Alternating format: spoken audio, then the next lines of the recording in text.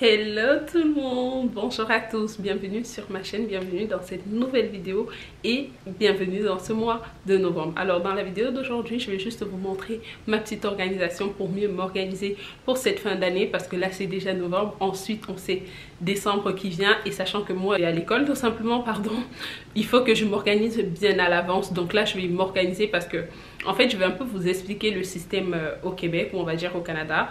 En fait pendant la session, en fait les trimestres ici on appelle ça des sessions et elles commencent de septembre à décembre et je pense que c'est fin octobre vous avez des intras, soit des examens de mi-session et on vous laisse 2 semaines, c'est-à-dire ton dernier cours tu as 2 semaines pour réviser avant tes examens. Pourtant les finaux, c'est-à-dire les examens en décembre, tu n'as pas cette période d'études, donc il faut que je prépare mon organisation pour les études dès maintenant pour pouvoir m'en sortir comme vous voyez avec tout ce que j'ai à faire. Donc si je m'organise pas comme ça je ne vais pas m'en sortir. En plus là je dois aller faire les courses parce que le frigo il est vide de chez vide et parce que là je suis en train de vider mon congélateur et normalement en ce jour-ci je devais partir à la ferme pour faire mes gros achats de viande pour environ 6 mois maximum ou minimum. Là ça dépend de la fréquence à laquelle on consomme et habituellement ça va me faire 6 mois facile parce que la dernière fois que j'ai fait les courses pour la viande c'était en mars avril et ce n'est que maintenant que je vais faire d'autres, mais là je trouve qu'il y a encore assez de viande au congélateur pour 2 semaines, donc je pense que je vais repousser ces grands achats là pour dans 2 semaines. Donc c'est à peu près ça. Donc et ensuite pardon, je me suis pris un petit café donc je vais profiter aussi pour boire parce que là je suis déjà prête pour sortir.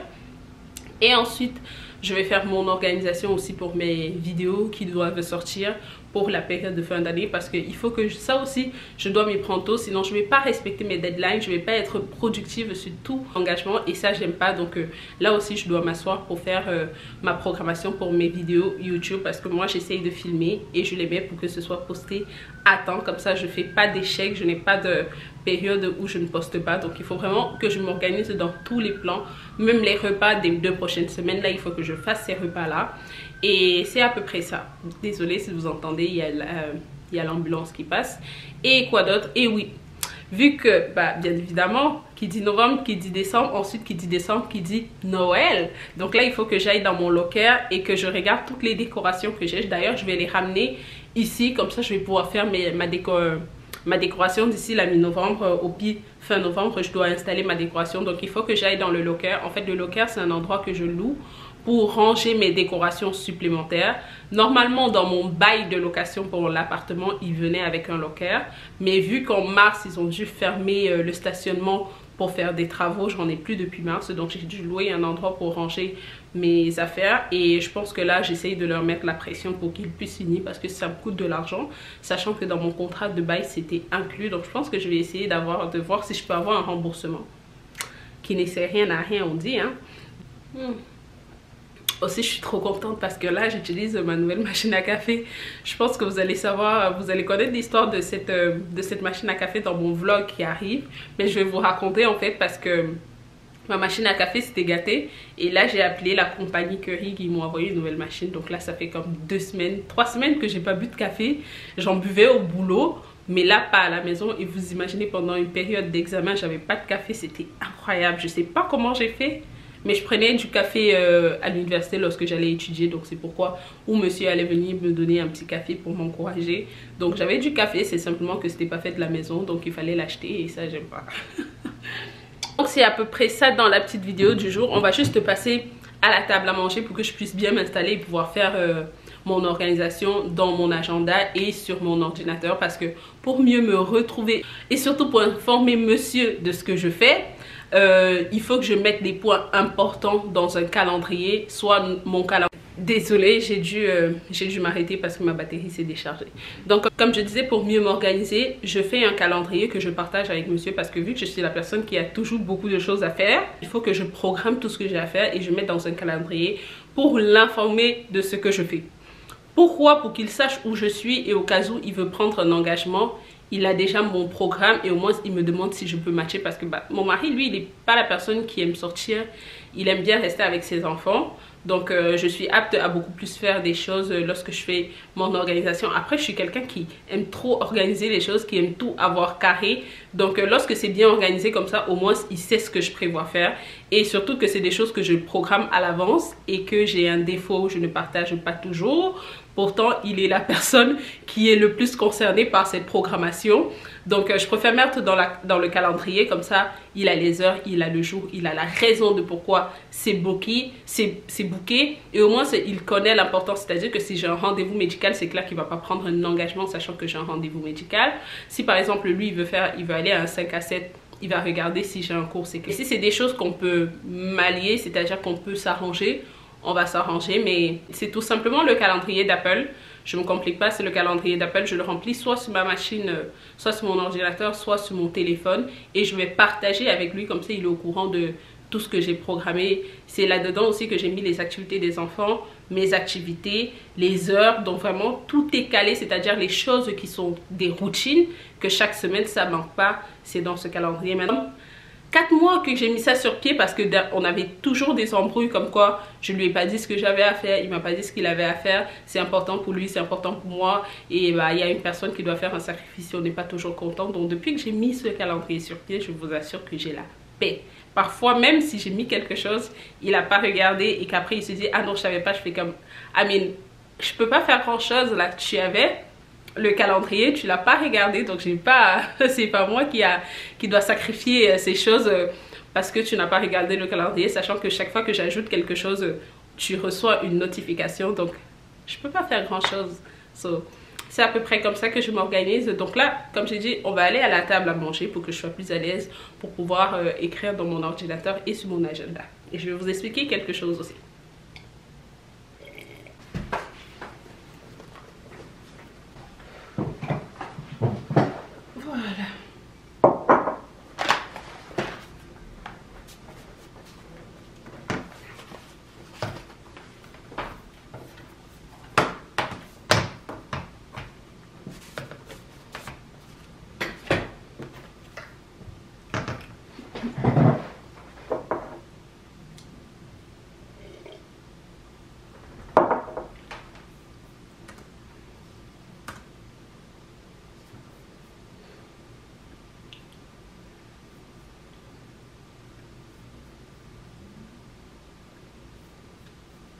Aussi, en fait, aujourd'hui, je tenais à vous partager quelque chose. Si vous êtes étudiant étranger au Canada ou si jamais vous venez au Canada pour étudier, peu importe si vous êtes, peu importe qui vous êtes, que vous soyez canadien, résident ou que vous étudiez au Canada, sachez que dans les universités, il y a des programmes qui vous aident à utiliser les procédures, on va dire les ressources de l'université pour bien faire votre CV, pour bien faire, pour vous préparer aux entrevues. Parce que dernièrement, j'ai rencontré un camarade de classe qui était étudiant étranger.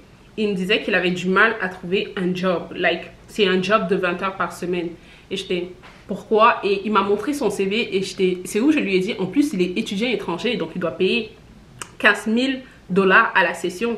Donc j'étais comme, il y a des ressources dans vos universités. Je parle juste au cas où des personnes ne savent pas, parce que moi aussi, pour les révisions, avant, j'étais comme, j'étudiais toute la nuit.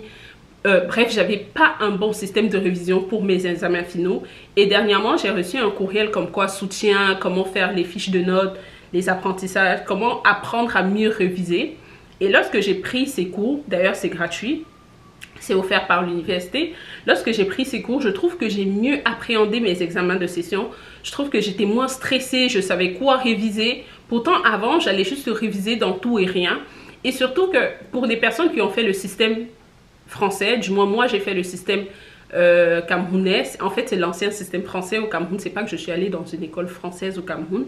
C'est juste que le système éducatif du Cameroun, c'est l'ancien système éducatif français, donc c'est assez difficile. On va plus dans ce système-là sur la rétention. On vous demande plus de mémoriser par cœur les notions. Pourtant, ici, on attend de vous que vous compreniez les leçons, c'est-à-dire que vous compreniez la logique en arrière. Donc, pendant les examens, on vous donne la possibilité d'avoir des fiches de notes. C'est qui, sur les fiches de notes, tu ne peux pas juste recopier ce qui est dans ton cours, parce qu'ils ne vont jamais te poser une question comme quoi il faut me donner une définition. Non, ils attendent de toi que tu sois logique, du moins à l'université. Je me dis que c'est clair qu'au secondaire, on attend de vous que vous faites du par cœur vu qu'il faut travailler votre mémoire. Mais à l'université, on attend de vous que vous compreniez la logique derrière ce que vous faites parce que vous êtes appelé à travailler en entreprise avec les notions apprises à l'université. Donc, il faut juste comprendre ce qu'on attend de toi. Tu n'as pas besoin de mémoriser. Ce qui fait, c'est beaucoup plus facile parce que tu étudies, tu essaies de comprendre et ensuite, sur ta fiche de notes, tu prends juste les notes qui vont t'aider à te retrouver lorsque tu vas te retrouver en face d'une question parce qu'on s'entend qu'en examen, on est stressé, on a beaucoup d'informations dans la tête. Donc, si on n'a pas quelque chose pour bien nous repérer ou bien pour nous centrer sur une réponse, on peut facilement se perdre. Donc, c'est à peu près ça. Donc, ici, on n'attend pas de vous que vous mémorisez vos leçons. On attend que vous compreniez la logique comme ça en entreprise ou bien peu importe la question à l'examen qui va venir, tu seras capable de répondre en fait. Donc, tu as droit à une fiche de notes. Parfois, elle peut être recto.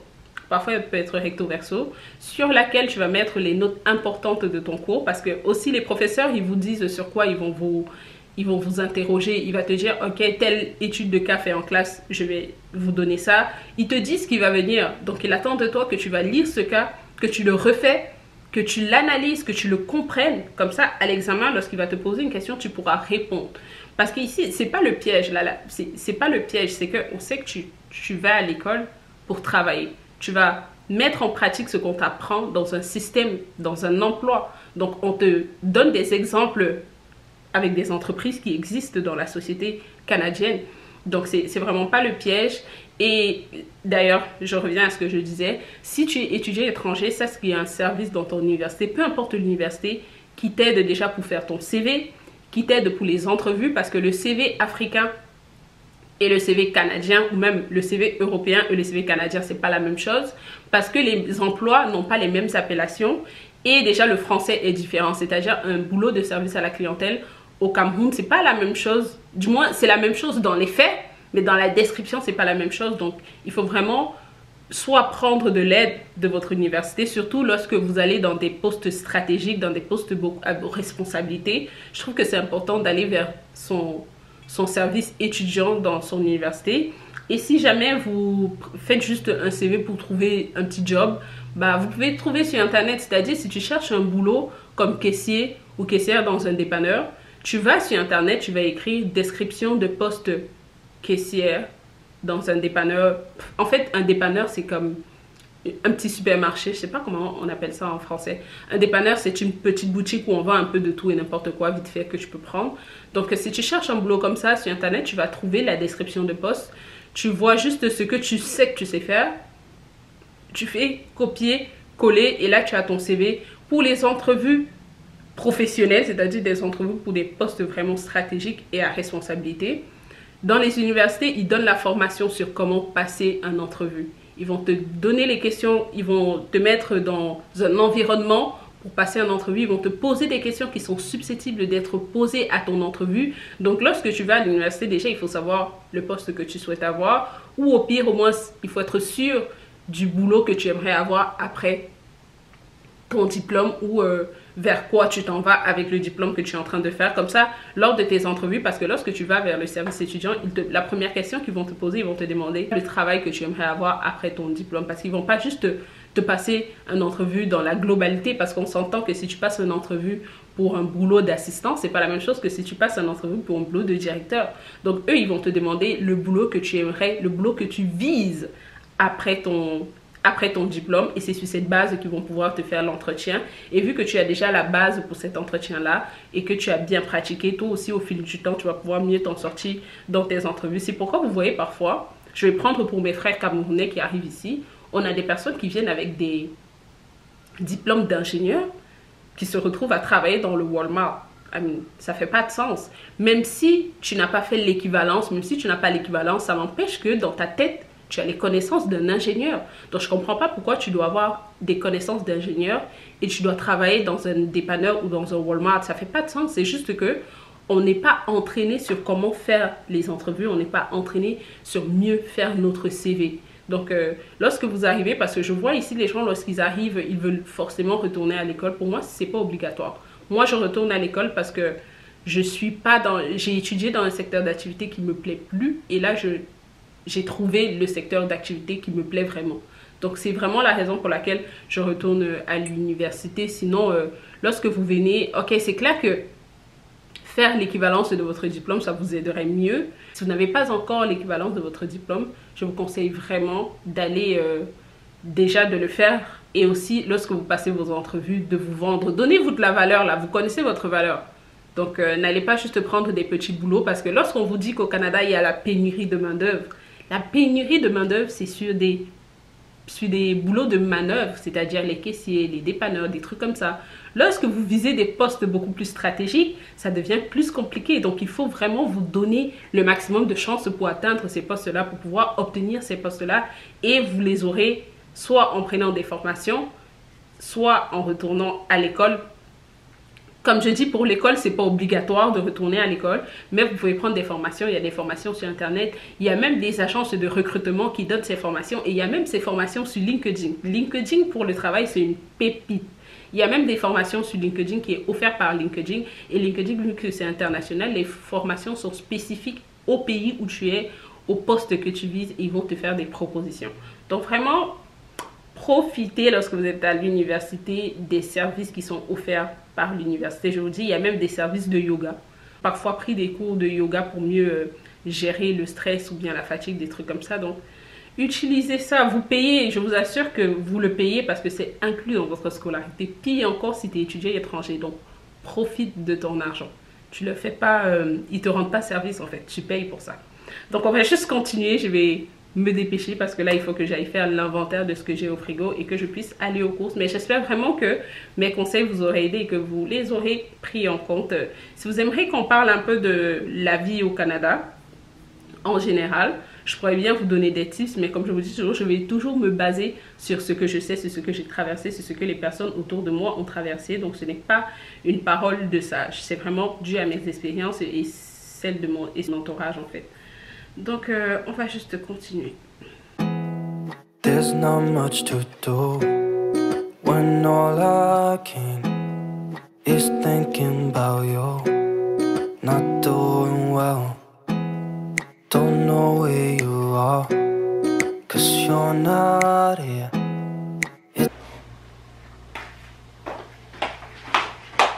Alors, donc là, j'ai fini avec l'organisation de toutes mes affaires. Au moins, ça c'est fait, j'ai le cœur net.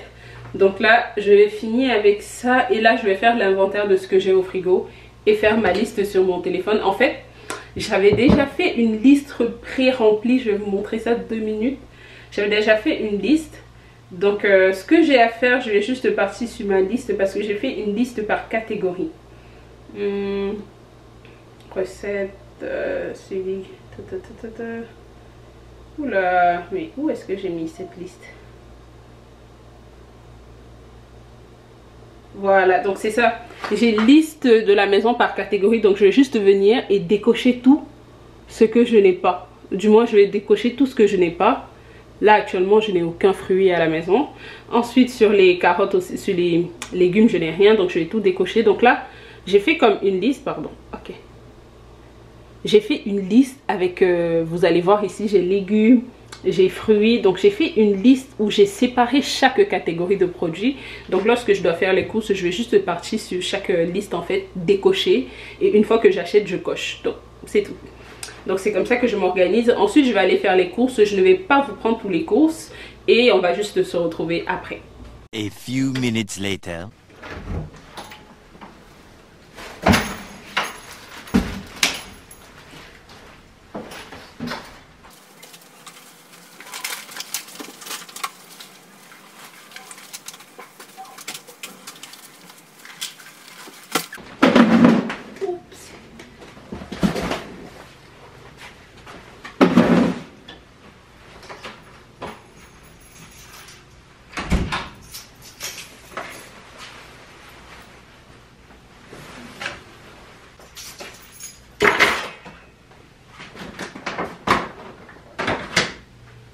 Une fois à la maison, je vais me dépêcher de ranger tout ce que j'avais acheté. C'était essentiellement des fruits et légumes, des légumes surgelés. Je n'ai pas pris de viande vu que je vous ai déjà expliqué le pourquoi. Donc, je me dépêche juste de ranger ça. Ensuite, je vais aller au locker pour pouvoir prendre prendre ma décoration de Noël. Alors si tu es nouveau ou nouvelle sur cette chaîne, je me présente, je suis Michelle, maman de 2 enfants, et sur cette chaîne je partage avec vous ma vie de maman au Canada, de la motivation ménage, plein de décorations, plein de recettes, des astuces, organisation, gain de temps et gain d'argent. Donc si jamais c'est un contenu qui vous intéresse, surtout n'hésitez pas à vous abonner, activer la cloche de notification pour recevoir une notification à chaque fois que je poste une nouvelle vidéo. Me laisser un petit like, un petit commentaire sur mes vidéos, ça fait toujours plaisir parce que grâce à ces likes et commentaires, YouTube va mieux référencer mes vidéos et va permettre à ma chaîne de vraiment grandir. Donc là, je me suis rendue au locker pour pouvoir retirer les décorations de Noël. En fait, j'ai préféré prendre un locker qui est proche de la maison, comme ça j'aurais pas du mal à aller, et comme vous pouvez constater, c'est plus ou moins propre et c'est très sécuritaire comme endroit. Donc là j'ai appelé monsieur pour qu'il puisse m'aider à défaire le cadenas, parce que c'est un cadenas que je maîtrise jamais comment le débloquer. Donc à chaque fois que j'y vais, je suis obligée de l'appeler pour qu'il puisse me guider, ou tout simplement on va aller ensemble. Et une fois que j'entre, je vais juste venir retirer la valise, parce qu'aussi on profite dans ce locker pour pouvoir garder les valises supplémentaires afin de ne pas surcharger la maison avec des valises vides. Là je vais prendre ce bac-ci où il y avait les décorations de Noël principalement. Je commençais à avoir chaud, donc j'ai préféré retirer mon manteau.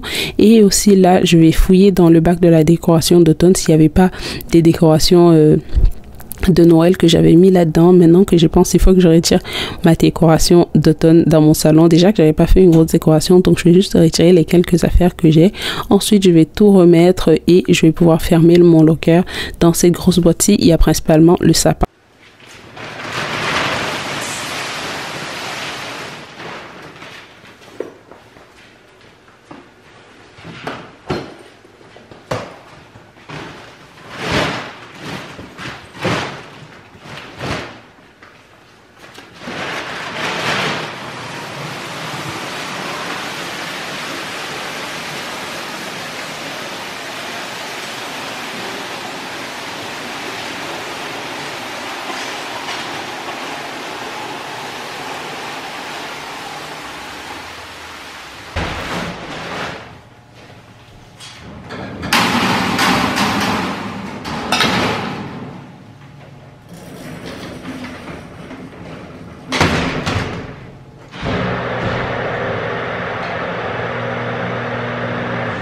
Alors, on se reprend le lendemain. Je voulais vraiment ouvrir toutes les boîtes et regarder ce que j'avais à l'intérieur avant de commencer à faire mon shopping.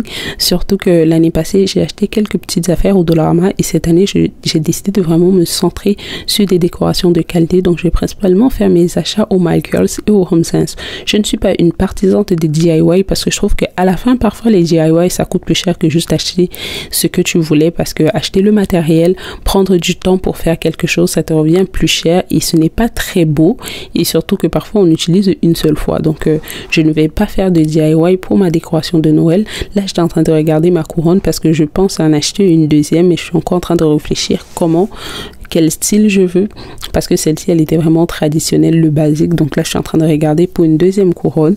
Aussi je vois si je peux décorer la chambre des enfants. Du moins ils ont demandé à ce que je décore leur chambre, mais je regarde aussi avec ce qui est offert comme décoration si c'est quelque chose que je peux faire. Sinon vraiment je vais juste décorer leur porte comme l'année passée, et puis c'est tout. Say what you wanna say to me now. I wanna wake up with you in the morning. Show me there's nothing fake to me now. I wanna wake up with you in the morning. Say what you wanna say to me now. I wanna wake up with you in the morning. J'ai sorti ma déco de Noël, je suis trop contente. En fait, mon cœur il pétille. Je suis comme bref. Donc là voilà mon sapin, les guirlandes comme ça, oui, des guirlandes comme ça. Puis eux on va les ranger pas maintenant et tout cas.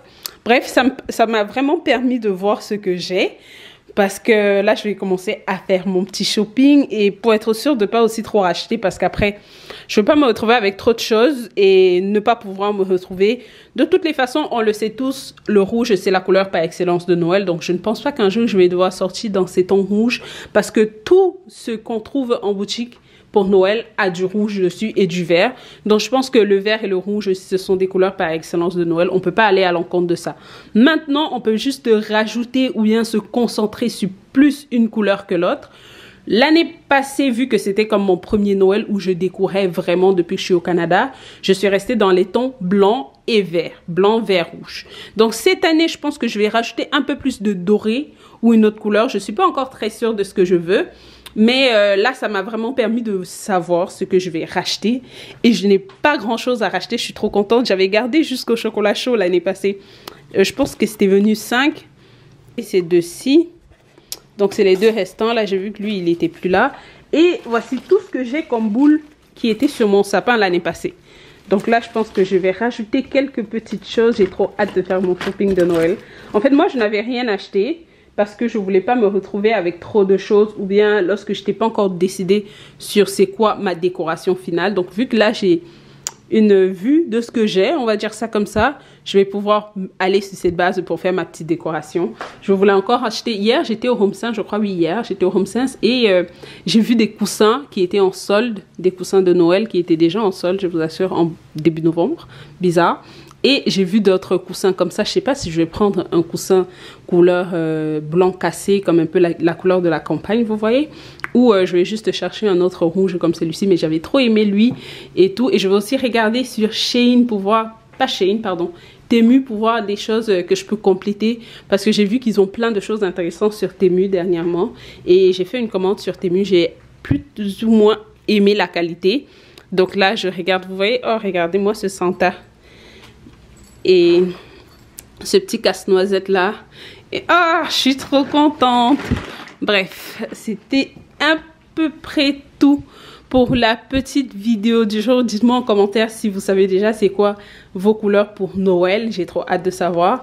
Et c'est tout pour la vidéo d'aujourd'hui. J'espère vraiment que vous avez aimé cette vidéo. Surtout, n'hésitez pas à liker, commenter, me laisser un petit cœur en commentaire. Ça fait toujours plaisir. Si vous avez regardé la vidéo jusqu'à la fin, on va se mettre des petits émojicons du sapin pour déjà se mettre dans l'esprit de Noël. Et vraiment un plaisir de partager avec moi aujourd'hui. On se voit très prochainement dans une nouvelle vidéo. Je vous souhaite une bonne semaine. Bye bye!